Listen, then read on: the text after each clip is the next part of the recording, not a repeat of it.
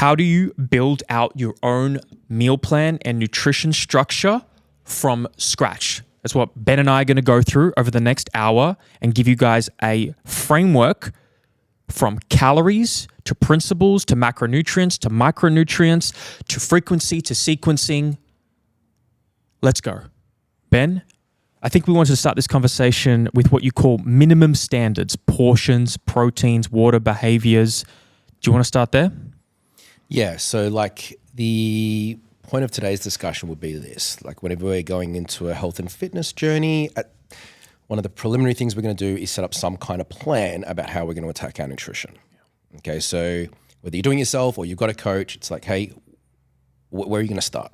Okay, are we going to start with portion control? Are we going to start with these minimum standards? Are we going to be like educating about like the importance of protein, using whole foods? Are we going to get more nuanced and go, okay, let's start learning about calories and macronutrients and getting a little bit more specific with things. But at the end of the day, we need something that's consistent, that we can do. It's feasible. And also we want to make sure that people are, heading in the right direction.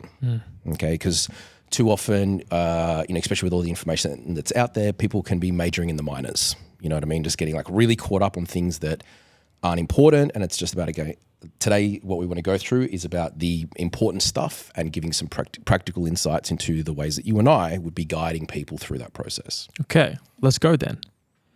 I think one of the biggest principles that to start with that is fundamental is adherence.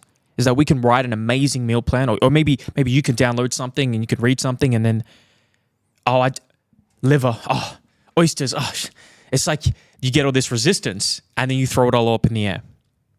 So how do you think about adherence in the practicality of the ideal meal plan versus the reality of building up to that? Yeah, so I think there's like a balance that well, you first of all, you just got to assess like what you currently eat and like what are the elements of that are working really well for your goals and your health, and what are the parts of it that aren't. Yeah. And so it's not just a case of let's make it like the feasibility of like eating whatever you want can't necessarily be the thing that decides it, because that may be like 1,000 calories over what you need, and it may be like zero protein or, just foods that are just very micronutrient poor. So we want to be looking at like, what are the things that we do well? And that might include like your preferences. It might include things that you know how to cook and prepare already. And then we want to look at like, where are the gaps?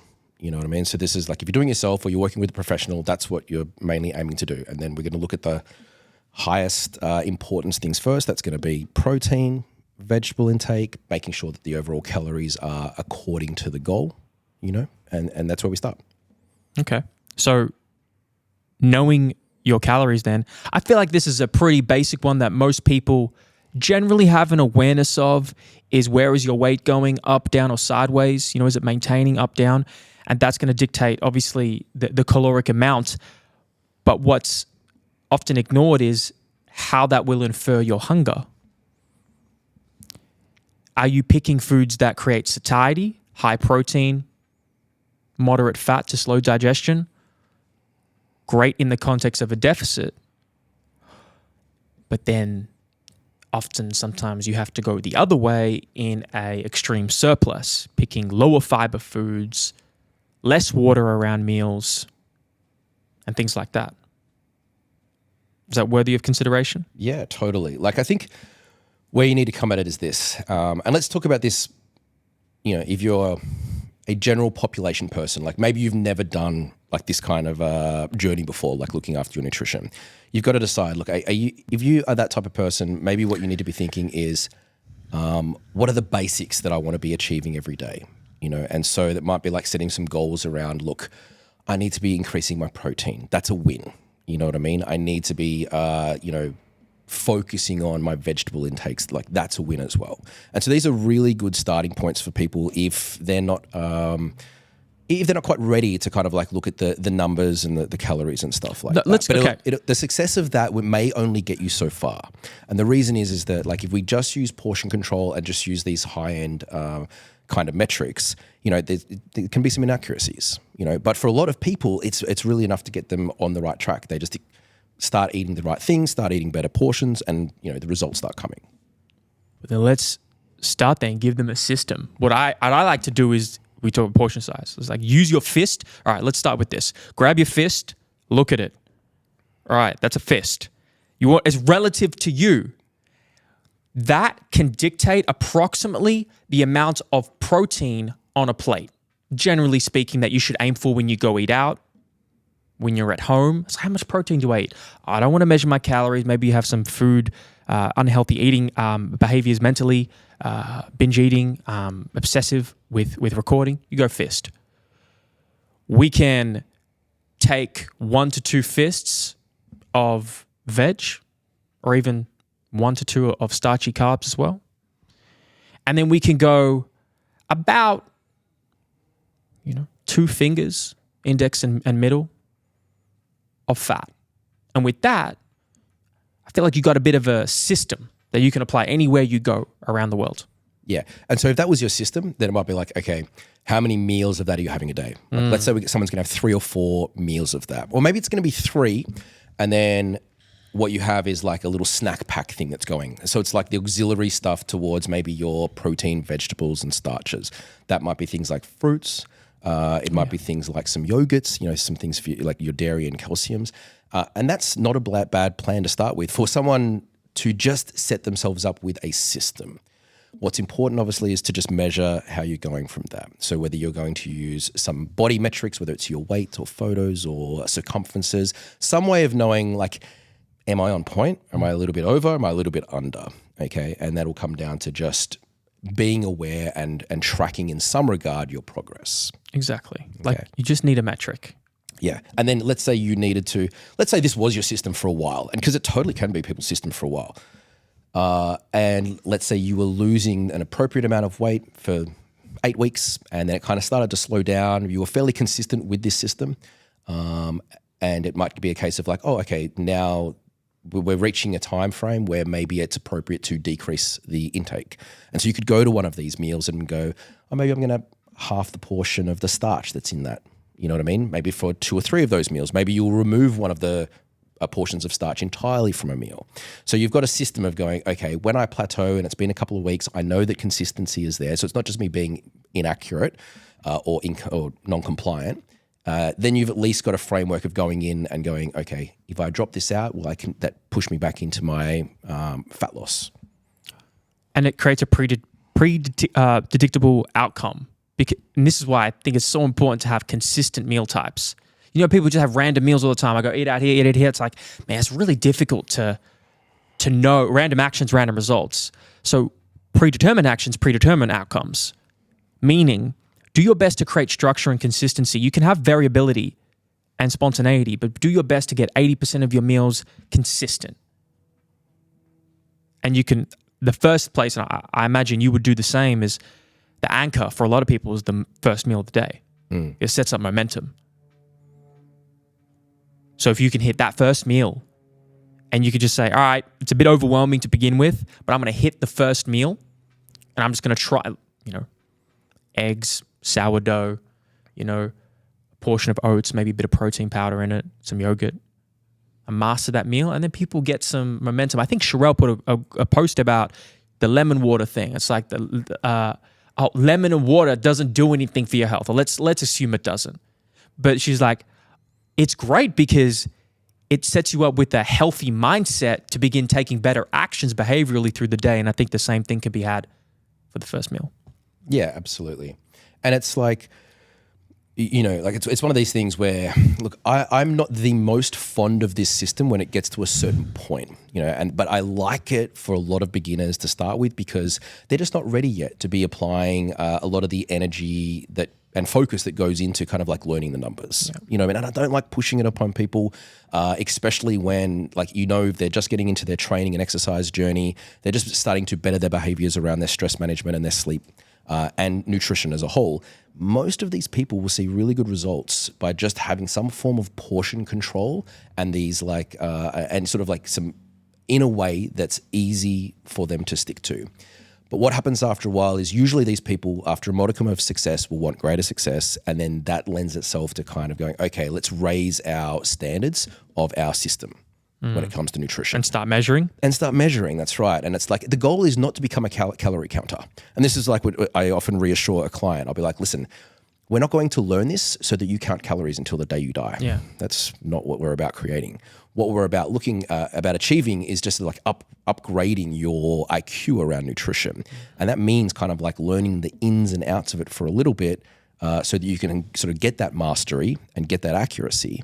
And then what you'll find over time is that you can take periods away from that because your guesswork is much better now. You know what I mean? So, and that becomes apparent when you start measuring things and you're like, oh, wow. You'll have those moments, right? Where you go, I was guessing way off. Yeah. You know what I mean? It's like, oh, a portion of cereal. And then you realize, oh, wow, I was doing 4 portions of cereal. Cereal is a good one because it says 85 grams on the pack, right? It's like, you pour a little bit of cereal into a bowl as a kid, right? Hey, what? It's like, no, I'm having 4 times the amount. I'm filling the bowl to the brim. Man, my 3-year-old's having 4 times the amount, man. Your 3-year-old's going to be superheroes soon. Yeah. Sardines and oysters. But this is why it's useful as well. It's because it allows you to have those moments that I think are really important where you can take out some of these cognitive biases that we've talked about before and go, oh, I was making some big assumptions there, some big shortcuts with what I thought was an adequate portion of this particular meal or snack or when I would eat out. So this answers the question, why should I measure my food intake? Nutritional literacy, nutritional IQ. Who teaches you how to eat and understanding how certain foods impact you, not only physiologically inside, symptom-wise, but also how much to eat for a given goal in your life. If you weigh and measure food, perception and reality begin to be connected. And so even if you have an aversion or a stigma with weighing and measuring food, it could value tremendously, just like training can, to learn how to move your body and knows what it feels like to oh, this is what it feels like to brace my core. The same thing with food. Absolutely. So one of the things I wrote down was just like, are there any key aspects that we're looking at sort of having in each meal? And like some of the basic things are this. We know, if you're a training individual, you want to be getting adequate protein intake in each meal. That's usually going to be somewhere between 20 to 40 grams of protein per meal. How many times are you going to want to do that per day, is somewhere around the 3 to 6 meals mark. Is there a magic number? Not really, but these regular portions do seem to help us at a certain level with our recovery and muscle building goals as well. The minimum seems to be around 3. Yeah. Ideally, possibly an extra 10% with 4 meals to maximize that muscle protein maintenance and synthesis. Yeah. And but what about when it comes to other things? Like, I think when it comes to like vegetables, like should you have vegetables with every meal? I don't think it's essential. Like, you take breakfast, for example. Like people that are right into fitness will often have like a meat and vegetable breakfast. That's fine. But people that aren't into fitness that much, you get them to start eating a vegetable at breakfast and they're like, what are you talking about? It wigs people out because the stereotype of eating breakfast, I have eggs, I have oats, or I have cereal. It's like I don't mean to, it's like a children's breakfast in a way with the cereal and fruit. You tell someone to eat like a steak or some meat in the morning, they're like, that's a dinner food. Yeah. Isn't it interesting, the psychological associations with certain meals at certain times? Yeah. And I don't mind it. Like every client is different, right? Some clients will be like, they really enjoy that. Like, I mean, I like that. Yeah. I like a meal at breakfast. It's just like any other meal, but that doesn't matter. But at the end of the day, do you need to be getting vegetables at breakfast? Yeah, that's the point. No. Probably not. You don't. You can have the vegetables at other meals. Like, there's no specific requirement or advantage in having breakfast vegetables over getting those vegetables at another time of day. Yeah. Carbohydrates. Well, you could make a case for there's probably some form of benefit around your training session, whether it's before or after or both, getting some adequate portion of your carbohydrates and allocating them there. And I think one of the most common questions that I'll get asked on this is for people that are training in the mornings, sort of first thing in the morning. And I think that's kind of where it's like a more pertinent sort of question is like, hey, if you're waking up and going to training, should I eat prior to train? When a client asks me this, I say this. Do you wake up with enough time to get a meal in before you train? Or if you do something like that, are you going to have a poor performance because you feel like you're going to chunder everywhere, like all over the gym floor? Because like, let's be realistic. Like, it's a feasibility question. And so some people will be fine to eat beforehand and they would prefer that. I'm like, great, that's an easy solution. If that were the case, then it de-emphasizes the need for you to get a meal in very soon after the training session. You've got a couple of hours. You don't need to be putting the weight down on the last set, last rep, and then chugging into the shake and the meal and stuff like that. You've got the nutrients needed to facilitate adequate recovery. So you can have your shower after the gym and you can head off to work. You can get to work. You can have a meeting or two. Don't have like 4 meetings or something like that, but like you've got a little bit of time because you ate prior. Take the other side of that and someone who doesn't eat. That's when you could probably make a case for saying, look, you have actually emphasized that post-workout meal because you've gone into this in a fasted state. We don't have these available nutrients that we would like to facilitate that recovery. So in that scenario, it might be nice for you to have a system, a strategy for that post-workout meal. So if you don't have a lot of time, then we would be talking about like, hey, could you do a protein shake? How about some fruit? How about a muesli bar? Like what would work before you get into your day job or whatever it is? Maybe they have heaps of time and it's just a regular meal after that. The point is, you don't have to overthink this. If you can eat prior to training, it de-emphasizes the need to do anything straight after training. You got a bit of time. Just do your thing, get the next meal in when you can. If you're fasted when you train, it emphasizes it. Think of something that's going to come in fairly soon after that training session. I would say within 60 minutes. But don't let it don't get in your head about it. Don't nocebo yourself into worse performance because, some research and evidence shows that it's probably really ideal to have a bolus of carbohydrates after a faster state before anaerobic activity like weight training. Yes, it's ideal. But don't get in your head too much about it. It's okay. You won't self-combust. You won't miss all your PBs. The human body is extremely adaptable. However, the next layer, if you can't get that meal in, like talk about the post-shake, most people could do, particularly in a surplus or a maintenance, you could do a pre-shake. You could do a pre-shake, dried fruit, or dextrose monohydrate with a little bit of protein in it. You could begin sipping that almost immediately upon waking to give you that easy, I got no time, no problem. Do it the night before. There's no problem with feeling like you're going to be sick. There's no satiety. So there's the next layer if you can afford the calories. Yeah. And I think, as a coach, you see this with clients is that, again, you don't want them majoring in the minors over this. You go, don't worry about it too much. Like, don't worry about what's optimal. Let's talk about what your life looks like with your training session and your time that you have in between finishing training from a morning session and getting to work, because that can be a really hectic time for a client. Do you know what I mean? There's a lot going on and they're trying to transfer out of their health component of their day into their career component of their day, and time can go missing very quickly. And so you just want to have like a simple system and don't major in the minors. And I think a lot of that is governed by preparation.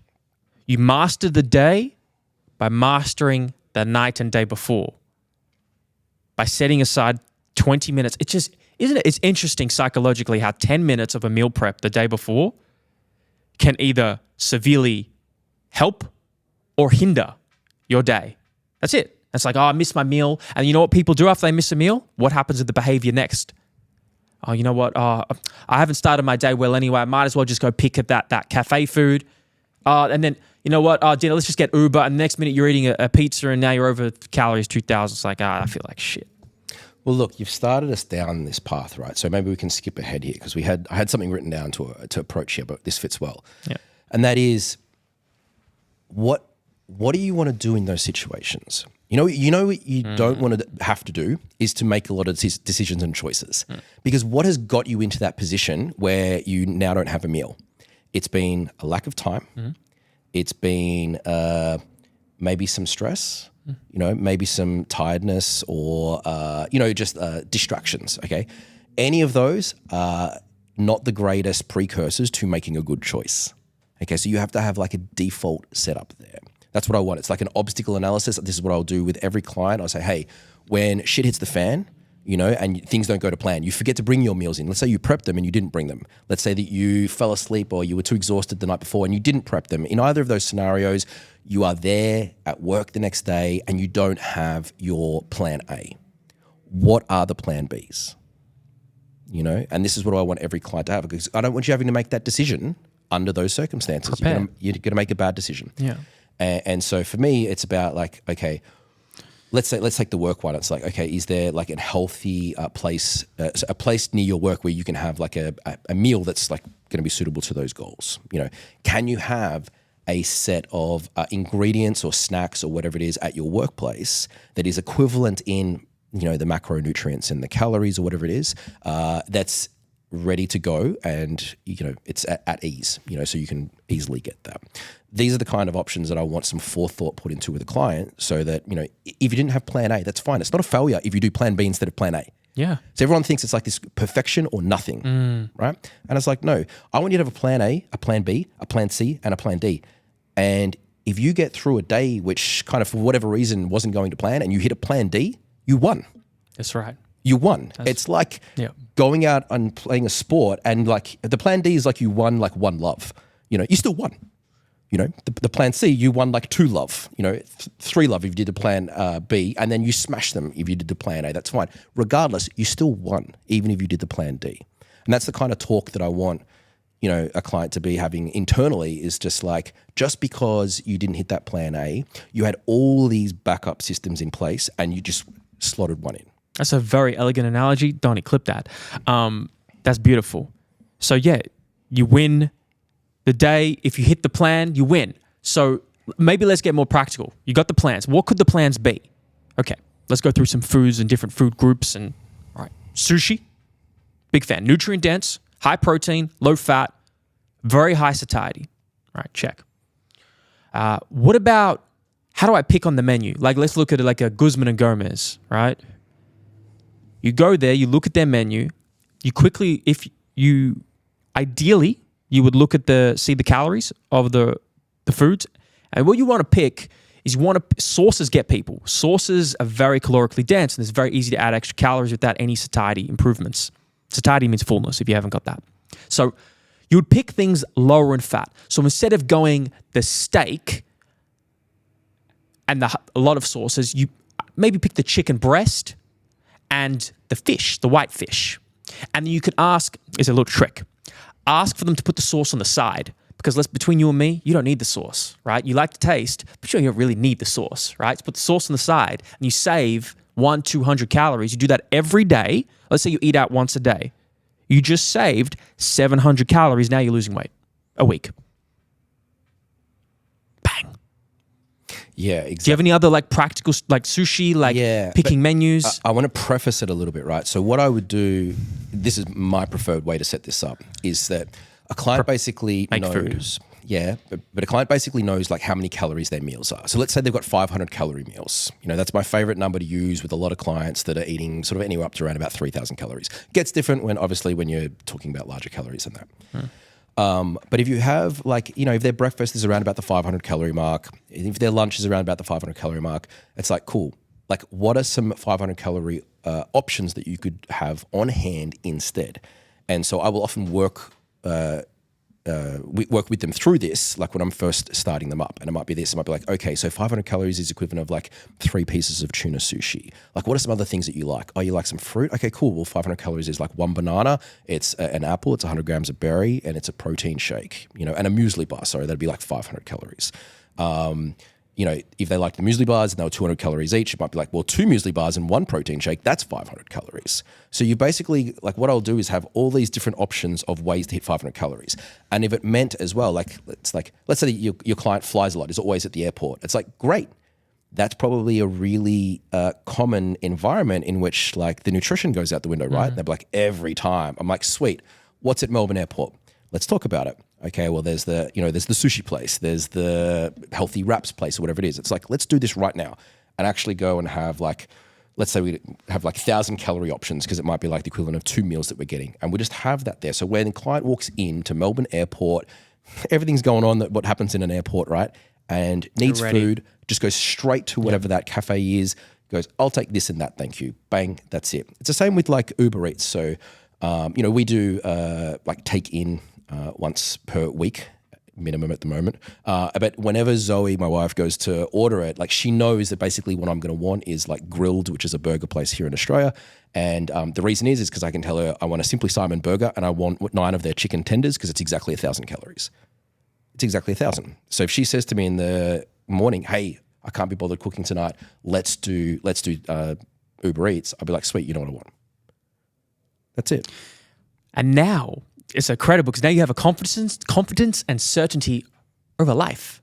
because people become overwhelmed with decisions and then they feel guilty and shameful for making unhealthy decisions. But you're telling me, and this is the value of a coach. This is what we do. We will sit with our clients on our calls and we will break down a system. You'll have a system and a decision-making framework that you can use for the rest of your life to make healthier choices, so then your future version of yourself can feel better and doesn't feel guilty and shameful and like, oh, now you feel down on yourself. You don't have to if you have a system, and that is a beautiful example of one. And look, there are many other ways that like you run into obstacles with nutrition. Like we're probably not going to talk about today, like social settings with family and catch-ups and that kind of thing. There's a different element to that. But what we're really talking about here is like, when it's just you and what are the main obstacles that you come across? It's you forgot to bring your meals, forgot to prepare them, you got caught out with work, it's poor time, it's high stress. All of this is the perfect storm for poor decision making and making a choice around a meal or food intake that's going to take us further away from our goals. So what do? We do an obstacle analysis. What are these? If you've got the traveling client that's always at the airport, it's like, sweet, we're going to have like 3 options for like airports for you. You're not going to make a decision when you're trying to find your flight, checking in baggage, whatever else is going on. You're going to know exactly what you're going to do. If you're going to order take-in because that's a common thing, sweet. You're going to know like 3 different take-ins that are exactly the calories that you want. Like, bang, don't make the decision under fatigue. Yeah. Just have it there ready to go. Don't make the decision under fatigue. People make poor decisions then, but if you come with a plan, then you're prepared. So it's a call to the people listening. You can either listen to a podcast passively or you can actually do something about it. You can actually take action. So if I was, for the 5% of killers who actually want to do this well and our clients, pause this and take note and start writing a plan of things that you can prepare for when you're eating out. Like, okay, where am I going? What could be the obstacle? All right, but here. Oh, what about this place? I might need to research something. You spend 20 minutes and then look at the certainty and confidence you have for next time. Exactly. Yeah.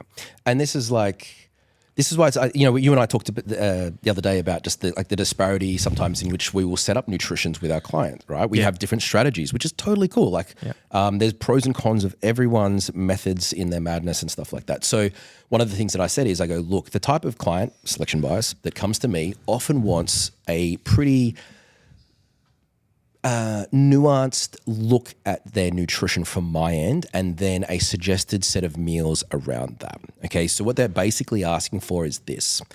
I want you to show me like what the optimal meal plan might look for me, but can we rub it up against reality in a few things? Like, can I have some flexibility around this, that, and the other? And it's very similar to like the 80-20 rule. I'm like, I can totally do that for you. Like what I would like to do is, and this comes in the assessment, is obviously like, tell me the things that you really enjoy to eat. Tell me the things that you like not only prefer, but capable of from a preparation standpoint. I then go and look at sort of like putting them into a meal plan for them, and then setting aside a certain amount of calories for the week where I'm like, okay, so you and the wife like to go out for brunch on a Sunday. Sweet. We've got heaps of calories put aside for that. You like to have like a little bit of like desserts every night. Sweet. There's some calories put aside for that as well.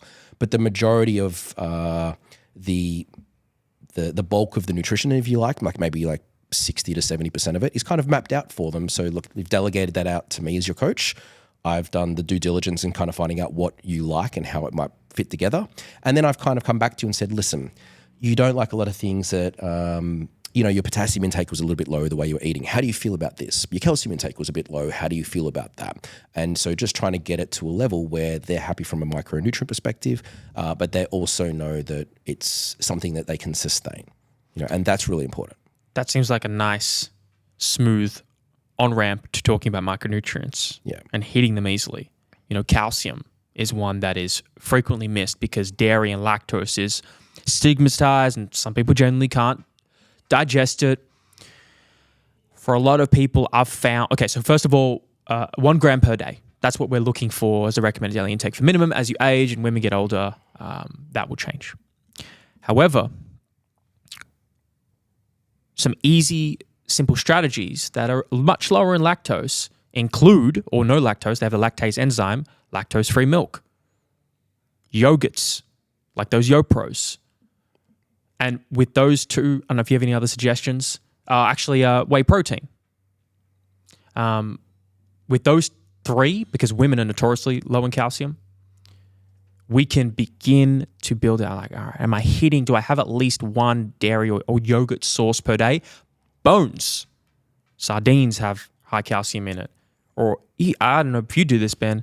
When I get a chicken bone, I'll just chew the end of it. Just the marrow. I enjoy it. And it's just another way to get more nutrients in.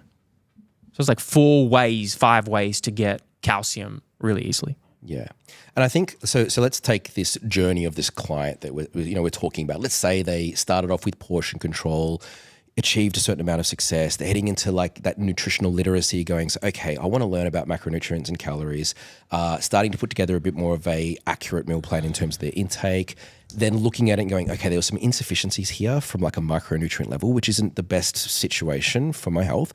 So just kind of looking at what are some substitutions that can go in there. And we like to do it without necessarily just taking the easy route and just going, hey, just supplement.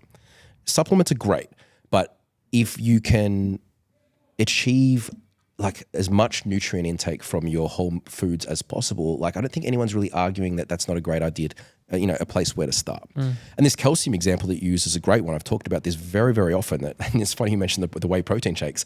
I've done like many a consult where I'm like, that is like the overwhelming majority of calcium coming in from a client's intake is through their whey protein shakes because there's 125 milligrams of calcium per regular kind of serve. And as you point out, we're trying to hit 1,000 milligrams of calcium for most people, up to 1,300 milligrams of calcium for pregnancy and stuff like that. So if you have a structure in which you're like, I don't eat dairy, it's like, I'm fine with that. I have heaps of clients that, won't have dairy. I'm like, what is our plan B then? Yeah. And then we'll just like, rattle off some of the solutions that you just said. Because like some people have a bias towards just hearing negative things about dairy and therefore they've just excluded it. You know what I mean? Without necessarily being able to then describe the benefits of doing so to them. And in that case, I'm like, look, are you open to maybe going back and trying it? It seems like it's been 10 years since you had some milk. It's a long time for our calcium intake to be like 25% of where it should be, right? How do you feel about going back? Maybe it's the lactose in it. Like maybe we'll try some lactose-free milk and then just get them to try that.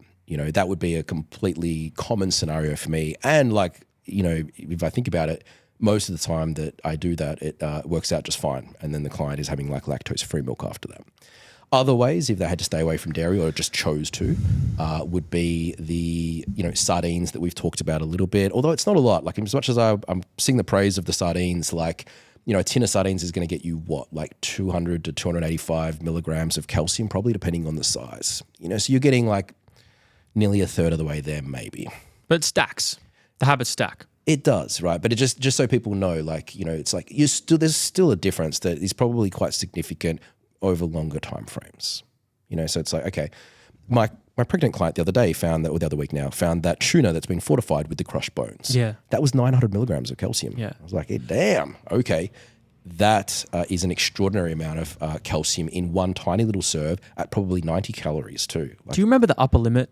Like, do you remember what hypercalciemia, like the upper limit for calcium intake? Because I was pushing it recently. I've been having a lot of calcium. You don't remember? I don't remember because look, when I don't normally have a client that goes anywhere near that. I think I was pushing some days 2, maybe 3 grams. I'm like, oh wow. But yeah, like so those are some of the things that I would be thinking of. If all of those are out, then it comes back down to, well, now you're at a point of supplementation, which is absolutely fine. Like it's not like I don't do this with clients. Like you might be going like a calcium hydroxyapatite, like a crushed bone calcium version or something like that. Other common multivitamins and things will contribute a little bit of calcium to it as well. But that's cool. Like if you get to that point, at least now you've done the due diligence and gone, hey, what does my food intake look like? What are the common things that I can put in there? None of these are kind of like fitting the bill. Like I'm heading down the path now of supplementing. I know this is a very small population listening, but if you're coaching clients, everybody knows someone like their mother, their grandmother, like someone they care about. Once you get 50s, 60s, menopausal, like notoriously like known for being deficient in a whole bunch of stuff. Protein intake goes down, caloric intake goes down generally, and then calcium intake consequently, and then fracture risk and the bone density decreasing. So definitely that's something you want to consider heavily. I just wanted to add that. Yeah. So let's move away from calcium then. So like what are some of the other ones? What about magnesium? Precinct bread, where is the sponsorship? Done. That's magnesium. Yeah. Next. Yeah, everyone knows we've gone on about this for a very long time. But here in Australia, There is a brand of bread which does a basan loaf, a sprouted chickpea loaf. That's basically what it is. Chickpea being very high in magnesium. And so obviously another source of magnesium would be through chickpeas. Yes. You know what I mean? But if you're going to go with the bread, that particular bread, 660 milligrams of magnesium per 100 grams. Which is 2 slices. 2 slices. 660 milligrams of magnesium is like 2 scoops of like very well dosed magnesium powders. That's incredible. And it's about double the recommended daily intake, approximately. Yeah, I think daily intake's around 400 milligrams, isn't it? Yeah, and like females like a little bit lower. So approximately. Yeah. So really good way to get that magnesium in without having to supplement. Unfortunately, without something like that, like it's almost like that's the way to achieve it, right? It is really hard.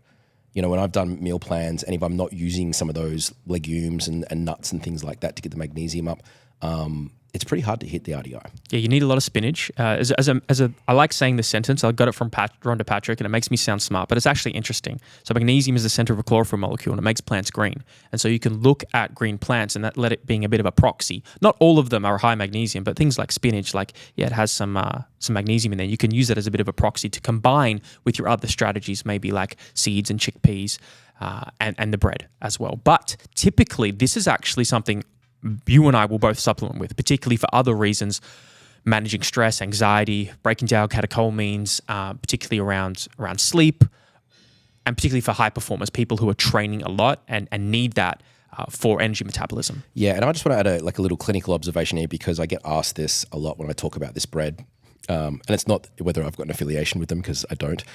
It's got to do with but does it move the needle with a magnesium status with a client? Okay. And my observations with clients that I've followed that up with is that it does. You know what I mean? So if I've had them on anywhere between 100 to 150 grams of this bread fairly consistently over the course of the week, I've seen great increases in magnesium without having to supplement. You know what I mean? And I haven't really seen that similar, through trying to do that through other foods. So anyway, I think it's a terrific inclusion for hitting magnesium. What about folate? Fruit Loops. Shout out. Hey. Once again, I guess someone asking me about... You lost a fan over that, by the way. You see the comment? Yeah, I saw the comment. I don't think I'll lose a fan. We had a good conversation. We'll see. I think you got to reconcile him. Oh, you want to talk about it now? Yeah, that's a great question. Let me reconcile them. You go talk about folate for a second. I'll get the comment. It's a good point. So folate. Okay, so folate, like vegetables, like green leafy vegetables, the legumes that we talked about before, really good sources of folate as well. But when are you going to be not hitting folate? It's probably when you're not a huge vegetable eater and you're mainly focusing on like your rice or your grain-based starches with your protein. That's the type of person when you look at them and you look at their nutrition, they might be getting like half their adequate folate. And my easiest recommendation is look, can we figure out a way to increase vegetables into the diet? When it comes to this from a feasibility standpoint with most clients, if they're not huge vegetable eaters, I might say, look, how do you feel about like the frozen vegetable packs and then having some inclusions of that with these meals? So if you're having a rice, like they love their rice, for instance, I'm like, well, why don't we get like a pea, corn, carrot, type blend or something like that? And then just kind of like throw 200 grams of that through your rice and, that's probably going to be enjoyable for you. So simple strategies with vegetables, easy way to get the folate up. But I think where Alex is going to take us next, so this was in one of the other podcasts that we did, a lot of cereals are fortified in Australia with folic acid, synthetic form of folate. And for the average general population person, they are probably going to be hitting their folate intake because of that until they start a health journey and eliminate these fortified cereals. Yep. And they've gone from hitting their folate target to being under their folate target because they haven't kind of like balanced it out with like an increase in adequate vegetable intake to be hitting this folate. That's interesting. I've just seen this because he had, it looked like he was training towards macrocytic anemia, but his B12 status was fine. And then I looked at homocysteine and it was elevated and I connected some dots. I'm like, folate could be a problem here. If you don't know what that sentence means, go to our blood work episode 2 podcast. Now, let's have a good conversation here. Jackson posted, Ben thinks I need to do some reconciling here, but let's do it. I did the Fruit Loops post. There's a bit of a tongue in cheek, right? Bit of satire, right? I'm not eating Fruit Loops all day, guys, every day, okay?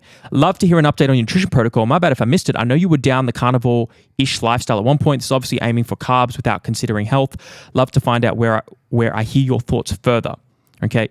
So what I'm hearing is that how do we consider a healthy lifestyle, nutritionally dense, while also reconciling the fact that we may add some supplemental cereals, high carbohydrate dense sources?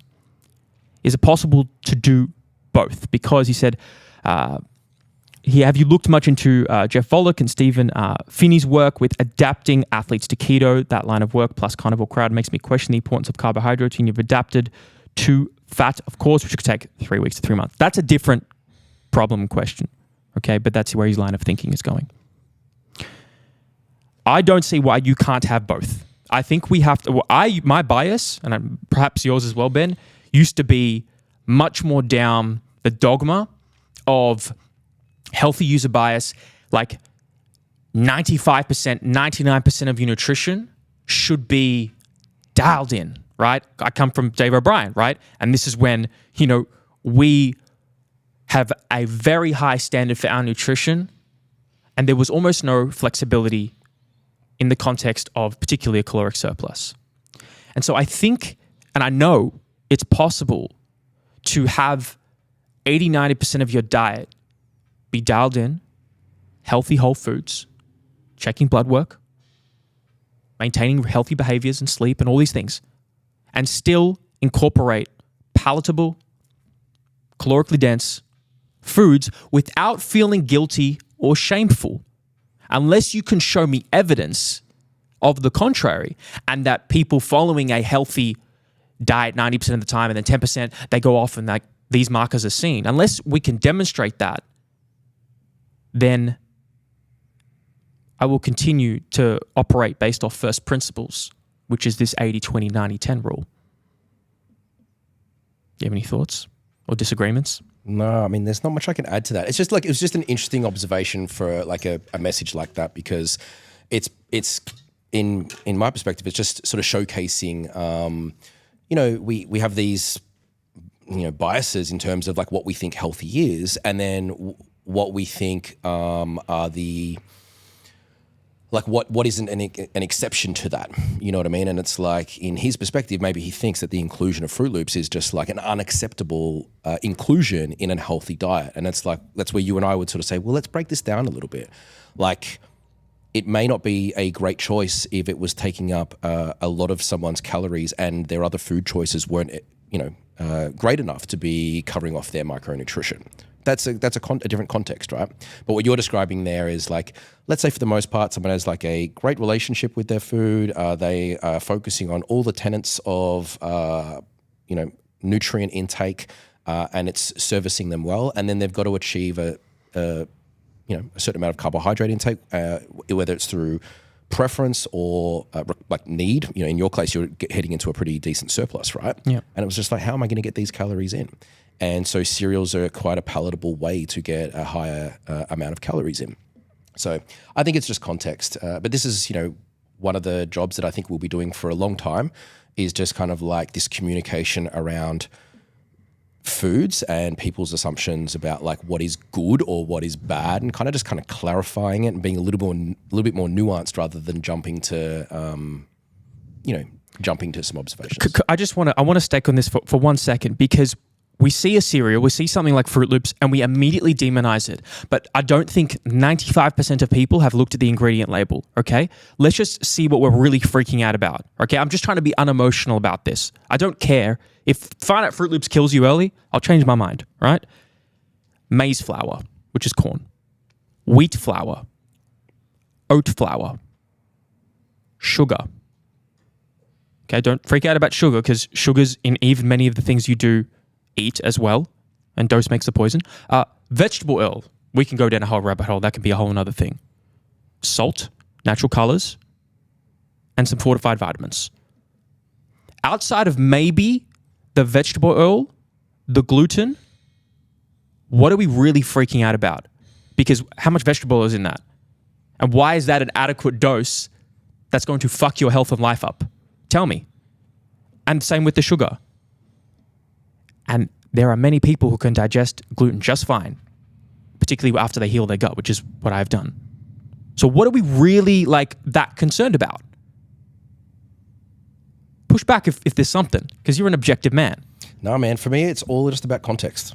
Do you know what I mean? So it's like, I have no problem. And this comes with, so one of the main ways in which I will help clients set up the nutrition would be this. It's that question. It's like, how much structure do you want to have and how much flexibility do you want to have? And let's talk about the pros and cons of both. Yeah. Okay. So if you structure everything, every meal that goes in to your mouth over the day and over the week, then the benefits of that are probably going to be that you have to be doing very little thinking. It's all planned. It's all prepared. The downsides are probably going to be that there's no wiggle room for any of the situations that we've described before, and including just like a preference, that you may want to have something that's not in your plan. Okay. If you operate off like 100% flexibility, so you don't structure anything and you're like winging it every day, which I don't think most people don't do this. This is like exaggerating the flexible dieting concept, right? But that would be a hell of a lot of time and effort and decision making, like every day, to try and make that happen. What most people do, doesn't matter which one of those camps you have a bias towards or a tendency, is they kind of do something in the middle. Like even if you consider yourself a flexible dieter, I'm sure you have certain meals which are kind of like your go-to meals where you cover off the basics, and if you have a meal plan, most people that I know that come to me and say they eat a meal plan, they go, oh, but I kind of do this on the weekends, or, I'll swap this out and this. And it's like, that's absolutely fine. So most people want a certain amount of structure and a certain amount of flexibility. For me, it's about achieving within that structure and ticking off the things that are important. Some of the things we've just talked about: adequate protein and a sensible amount of protein in each meal, tick. Adequate vegetable intake and micronutrient intake, tick. You know what I mean? Once those are covered and some of the facets of good nutrition towards your goals, then it's like, well, you want cereal because like you love it, or it's going to help you get those calories in. What's wrong with that? I don't know. I think it's just a stigma and fear mongering on certain compounds in foods. I'm not saying there's not nuance there. However, we haven't even talked about, you're applying, a lot of this research is done on unhealthy populations. What about people like us? High lean body mass, lean, frequently exercise, no unhealthy lifestyle risk factors. Suddenly, the data set and the evidence that shows negative health outcomes, associations with maybe some of these compounds, you cannot apply to us because it doesn't exist. I'm open to it if there's something I haven't seen. So then the line of thinking must change. It's a different context and population. Yeah.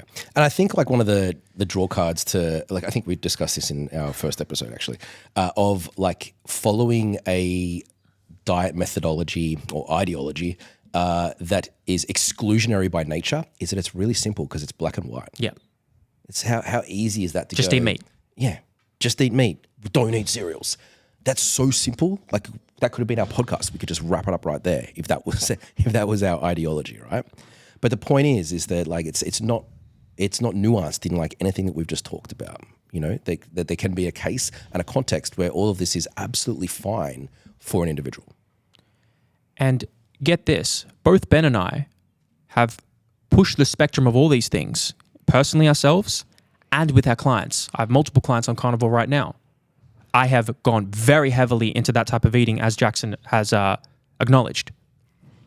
Wouldn't you rather a person work with a person and to learn from a person who has that amount of objectivity to be able to run the whole gamut of the spectrum, to go all the way from plant-based and see the value in that, all the way to carnivore, all the way to somewhere in the middle, versus someone completely biased in one direction?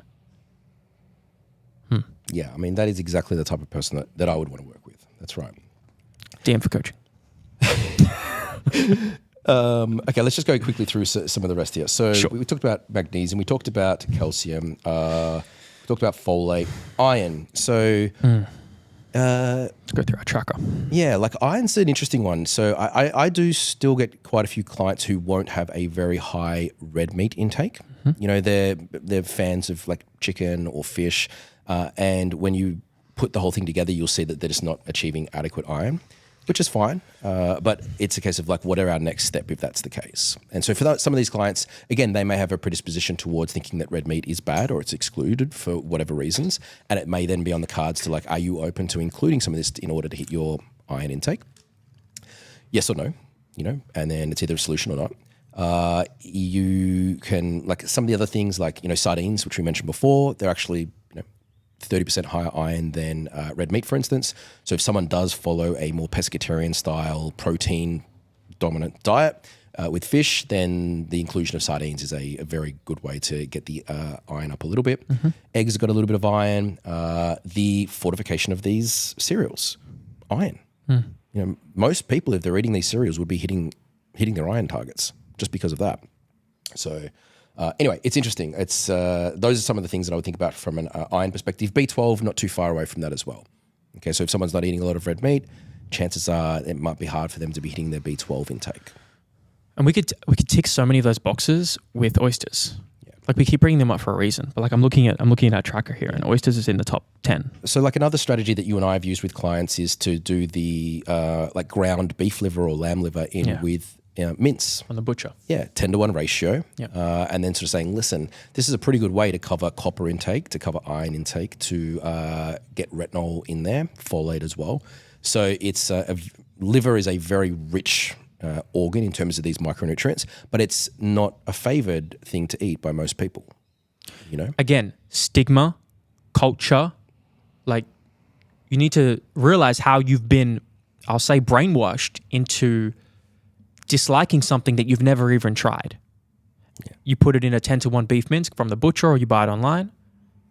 Yes, barely tasted. Yeah. So liver can be really good. Like that's just a way if someone wanted to try and put it into a practical setting. This is something that's worked very easily with clients, with myself. Is liver king? Is he the king? What did I say? Did I say is liver king? Yeah. Or did I say is liver king? I'll leave it up to the audience. Derek, more plates, more dates. Shout out. Go to watch his channel. Oh, gosh. All right. Minerals. You want to cut it there? There's so many minerals. Yeah. I think just to wrap up that little bit on micronutrients, it's just about like when you're starting off with your nutrition, like we talked about, the higher end things are really important, like your protein, understanding portions or the calories and macronutrients. At some stage or another along that nutrition literacy, you're really going to want to consider your micronutrient intake. It's really important. Otherwise, you could be just looking at the numbers or the overarching caloric intake and be very, very under in some of these micronutrients. And even if you are like, if you idealize yourself as a fitness person, I'm telling you, it's still worth doing this, because like some of the typical exclusionary type things that we take into like fitness nutrition would be things like this calcium and stuff like that. People do it all the time and they're under. So have a good look at it, and then you can think of ways in which you can start hitting that micronutrients through some of the inclusions that we've just talked about. And lastly, just because you think you're hitting the intake and RDIs does not mean you're absorbing it. Intake and absorption are different. You need to marry blood work with nutrition, intake, and RDIs. Cool? All right. We've talked about plan Bs and plan Cs. When to supplement? Yeah. So, I mean, the when to supplement is really just the follow on from what we just talked about. So if you recognize the fact that you're not going to be achieving an intake based on your preferences, or maybe just the amount of calories that you actually have available. You know, I've talked about this previously. When caloric intake gets really low, it becomes really hard to hit some of these nutrient intakes.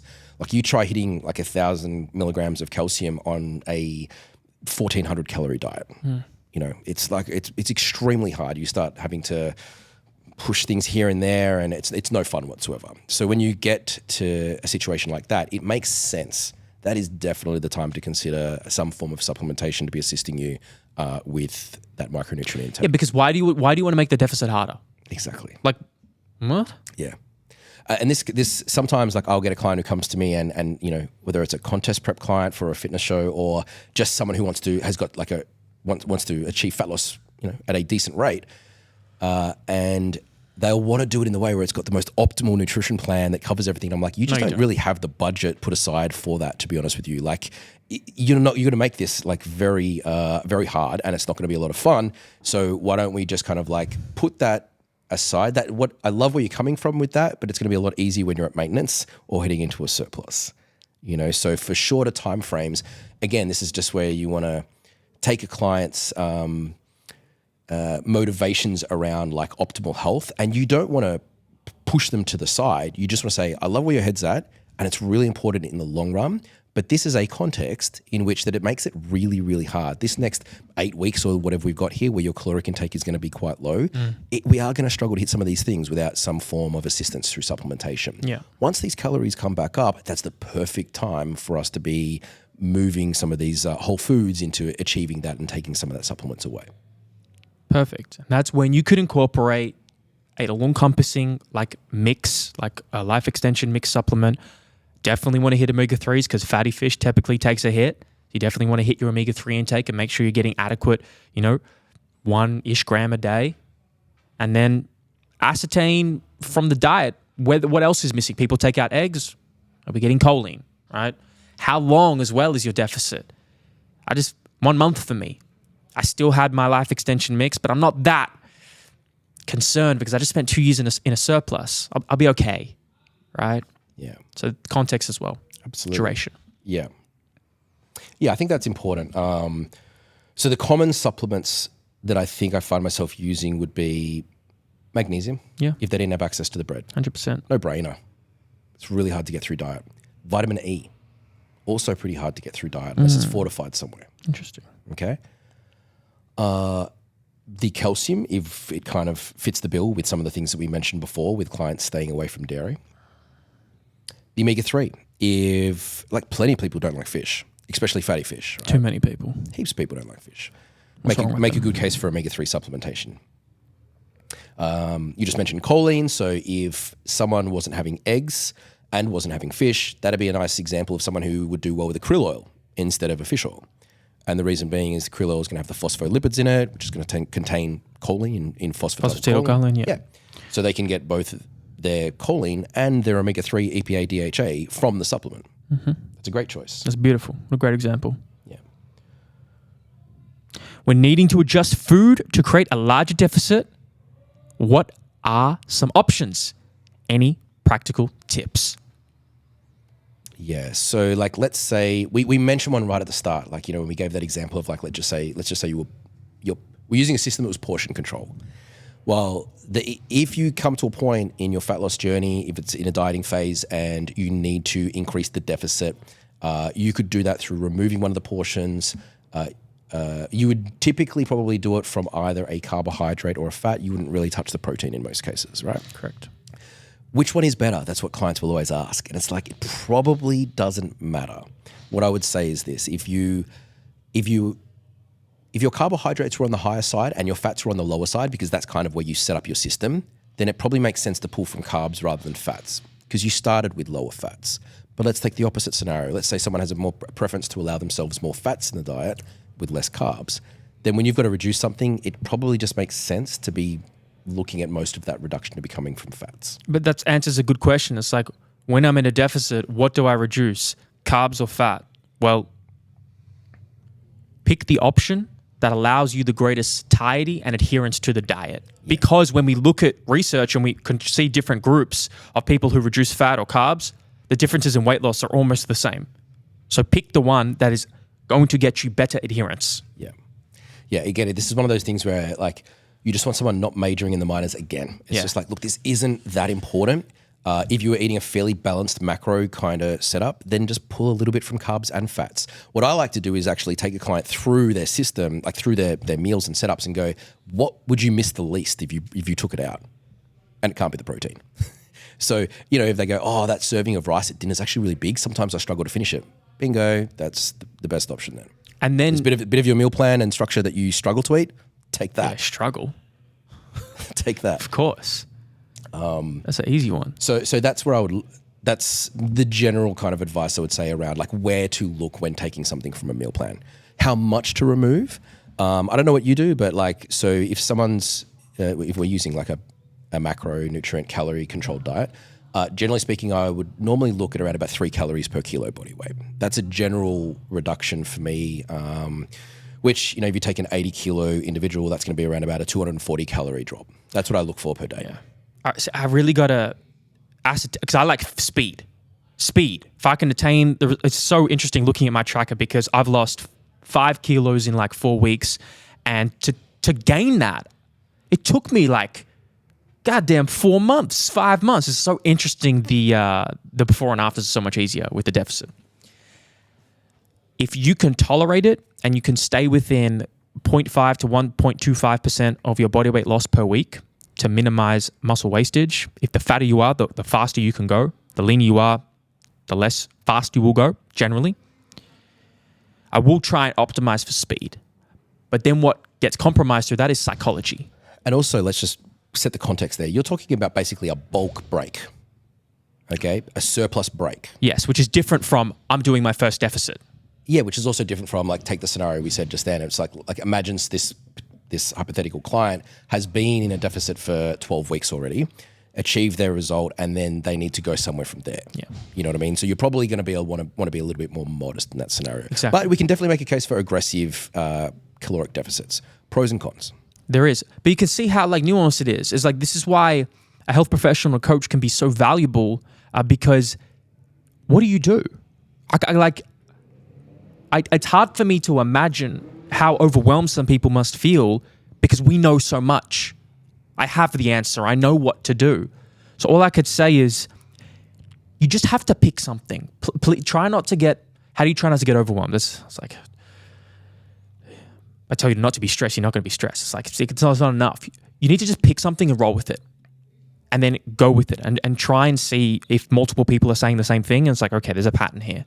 So if you can tolerate it and you've built a strong psychological health with food and relationship, I would go fast. However, if you maybe are coming from a place where there's some unhealthy eating behaviors, I would build that foundation first and then begin more conservatively, build some confidence and be like, okay. And then we could work on increasing the pace. That's generally how I approach it. Yeah. And look, I like to go a more aggressive caloric deficit right at the start of a plan. Do you know what I mean? I didn't always used to like to. And then one of my colleagues that I work with, Ryan Wilson, we were sitting down one day, we shared an office and the topic came up and he's like, hell no, I slam him at the start, and he was like, because I want that initial hit. I want them in there. It's so easy for them. I take advantage of it. And he made a really compelling argument for it. And I was like, you know what? I underutilized that with clients who that would work really well. Who are good. Yeah. Why are we going slow? Exactly. Go fast. Yeah. Go faster. Yeah. So there's definitely a case for these more aggressive dieting strategies. And for that, I use fasting. I haven't measured my calories at all in these last month, which is something haven't done in years. All I've done is my protein. How have I done that? If you come from such high calories, you don't need to. I've cut my calories in half just hitting protein. Fasting, particularly for males, can be very valuable because 1-2 meals a day, and then what do you do then? Because people begin to obsess about food. Focus on the work, focus on the productivity, focus on the doing, focus on your life. God, everything has to be about food. Are you more than the food on your plate? I hope so. You're more than the image in the mirror. The contribution you make to society. Focus more on that. And then organs shrink a little bit after a few days and a few weeks. And it's like, no, I can't barely even eat this whole meal. I'm getting full easy. So I don't know how much you use fasting with females versus males. I'd be interested to see. Not that much. And the reason is I would just offer a counter perspective to what you just said. Oh, let's go. Okay. And that is, I'll have plenty of inquiries where people are already fasting. The bias is the fasting. The bias is the fasting. You're trying to anti-fast them. Yeah. Okay. Fair enough. It's just... I don't get that as much. Yeah, I get it a lot. Yeah. I get a lot of people that come in like, hey, my first meal is at 1 and then I eat at 6. I want to grow muscle. I also want to lose fat. But this is how I want to do it. It's like, okay. What do you... Sure. What do you do then? Yeah. How are you having that conversation? Because it's grounding into a bit of reality now. Oh, there's again, I'll probably treat each client a little bit differently depending on how I think I can come at this, but because they're I am statements often, it's like, I'm a faster, Ugh. Yes. No, So look, I mean, the counter perspective to that would be this. Like for some people, when they do these time restricted feeding, intermittent fasting sort of setups, they may not have the consistency with them. So that's like they're making poor food choices at the end of the day. You know, they're working themselves up into a point of fatigue or exhaustion. It's kind of like enabling worse choices around food, hitting their goals. You know, so I see that a lot. So the last thing I want to do in that situation is then kind of license that and say, hey, like let's kind of keep this train going. Like it's not going in the right direction, you know? So then that just comes back down and say, look, does it have to be fasting? Like what happens if we achieved all the outcomes that you were looking for without fasting? Would you be okay with that? You know? And you just want to open that discussion up. So it's not saying that it can't be used as a method. For someone like yourself, absolutely. Like you get it. You're coming from a large time spent in a huge amount of calories, like a surplus there. So having like a really aggressive strategy for you is probably so novel and amazing because you just got like an extra 6 hours a day to do things. It's wild, bro. Yeah. I don't understand how everyone's not a millionaire, right? Well, I do. Okay. But you're just so much more productive, right? And I'm talking about me. So it's not as helpful because I recognize that not a lot of people can relate to me, right? And even you. So though you made a great point. So you underscore the importance of like, if you're binge eating at the end of the day, if you're overeating, if you're making poor decisions at the end of the day, we need to address that. Like, what's going on there? We're going to keep encouraging this fasting or this behavior, eating behavior, if it's getting a poor outcome. So address that. And then we can consider other alternatives like fasting or just probably you just get people eating consistent meals. Can you eat breakfast, lunch, and dinner and make them healthy choices? Yeah. Yeah, exactly. And it's not to say I don't have clients doing time restricted feeding. It's just to say, look, if an individual is doing time restricted feeding and they're actually going further away from their goals, you need to recalibrate. You need to come back in on this and just go, listen, we need to fix this because the system isn't working, is it? It's going the wrong way. You know? And you just touched on probably one of the main reasons that a client would tell me why they do it: productivity. Why? Because again, it comes back to almost like, you know, when you have a system, there's less decision making. You know, when your system is not eating, that's really easy. Yeah. That's quite a few amount of decisions that you have to make. Do you know what I mean? And so they feel that going to like a more frequent eating pattern is going to take away from some of the things that they've found spectacular about that setup over whatever time frame. I have a solution. And so you have for to be careful there. Yeah. I have a solution. I'm sorry to interrupt. I got excited. I have a solution for that. And it's more feasible than people think. I need to ask you, I don't know the answer. Do you know the average cost of like a homemade meal? Have you ever seen that? Oh. I feel like it sits between, I think I've done the math a couple times, somewhere between $5 to $10. Okay. You can really push it though. You can go to like, you know, you can really push it to like a couple dollars if you want. But my point is, if you have a little bit of disposable income, not much, we're talking $100 a week, perhaps, extra that you can invest. You can buy a lot of time back by going through meal delivery services, things that we have done. And the time you get back, it's not just time, but it's decision making. You are taking away optionality. You're improving willpower, if you believe in that. Less decisions, you automate, you create a new system. For me, for you, for the level that we're at and how busy we are, I can't afford to cook and prepare all my meals and then do enormous amounts of dishes. I don't have time. Now, you may enjoy it, and that's fine, because people get emotional about this when I tell them to get a cook and get a cleaner and stuff like that, right? Outsource. But for just $100 a week, you can minimize a lot of that decision fatigue. Well, man, I'm glad you brought this up, because this is probably the most common plan B that my clients would have. Yeah. Myself too. You know, so like I would, at any point in time, my deep freezer is half full of like... Bodies, yeah. Organ meat is full of pre-prepared meals. You know what I mean? And so it's just like, so if I don't get to the butchers or the shops or, you know, have my stuff to cook, or it's just going to be a day the next day where I'm like, you know what, I don't have the time here to cook the meals that I want to cook. I've got that backup. I just go straight to the deep freezer, defrost them overnight, and they're good to go. Clients will do the same thing as well. That is probably the most common plan B that I would have a client have. And then a plan C would often be the stuff that doesn't require refrigeration. It's when we start talking about like protein shakes and muesli bars and fruits and stuff like that. Really easy, quick. Really easy, quick. So it's like, first option is like, hey, the meal you had planned. Plan B is like the frozen meal. Plan C is like the stuff that doesn't require refrigeration and can be put together and potentially eaten a little bit quicker. It reminds me of YoPros, the yogurts. And there's like Roqueberry Farms, the protein, 30 grams. I'm like, oh my God. I used to avoid YoPros because I was afraid of lactose. I was like, oh, I can't do that. I can't digest that. I've been fine. I've been slamming YoPros, get more calcium, easy protein. What was I tripping about for all these years?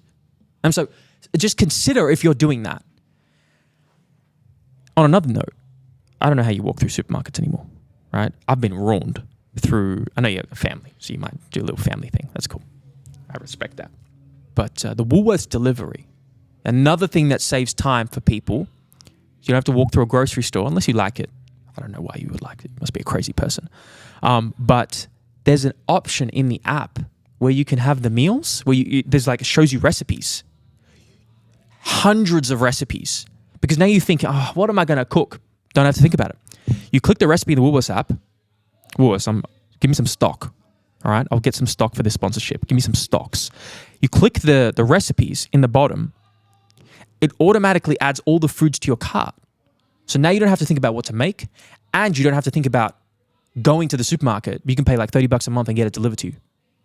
So it's like another layer down of like, all right, I'm not going to buy the meals, but if I had someone who just decided like what meals I can eat, and they were automatically in my cart and just showed up at my house, wouldn't that be pretty good to save you some time? And that is crazy. I did not know that. Shout out. Because I feel like that's a model that some of the more boutique style food delivery services have run. And so now Woolworths is just coming. Woolworths is a big chain of supermarket here. Have just come in and stomped on that and just gone, well, we're going to provide that service too. Yeah, that's cool. It is very cool. Look, the other thing I like about online shopping with food is that it's the perfect way to not put yourself into willpower challenges. That's a great point. Yeah, like we probably don't have to talk about that much here today, but like just like you go to a shopping center, I think everyone is aware that like the amount of advertising and marketing that goes into that and the amount of times that you're exposed to all of these products lends themselves quite a lot to you picking up stuff that's probably not what you would ideally have to hit your goals. Exactly. And so you can make better, healthier decisions by being more purposeful and intentional. When you pick the app, you have to click it. You have to click add to cart. They're much more purposeful. You got anything else you want to add? No, man, I think that's good. Like, I think we sort of did a bit of an overview about, having a system, the importance of assessing the system, and raising your nutritional literacy is a common practice, when you're trying to take your results to another level. Ensuring that you've got some go-to items that will suffice the micronutrient intake. For whatever reason, when some of these can't be hit, that you have an option and a plan maybe to use some supplementation, like what are the right contexts for doing that. You have these plan Bs or plan Cs, so you're running obstacle analysis on when are the situations in which you don't make good decisions around your food. And particularly the ones we talked about today were the ones that are when it's just yourself, so not when you're in different social settings and stuff like that. There's like a lot of other behavioral strategies that you could deploy. But when it's just more of a case of you've run out of time, you're exhausted, you have decision fatigue, like what could you have sitting there as default options? You don't even have to think about it. Partner says, hey, we're getting Uber Eats tonight. Bang, get me this. So if you've listened to it this far, create your plan B, plan C, put it in a Discord, share it on social media, tag us, and let's have a look. Let's make yourself accountable to this. And then, unless there's anything else, let us know if you guys have any other topics for podcasts in the future or questions for other podcasts. Like Jackson, thank you for that question. It was a great question on the loops fruits, right? If you got any more, put them in Instagram, put them in a Discord. That's it. That's it. KATABASIS podcast out. Get in that Discord, baby. See you there.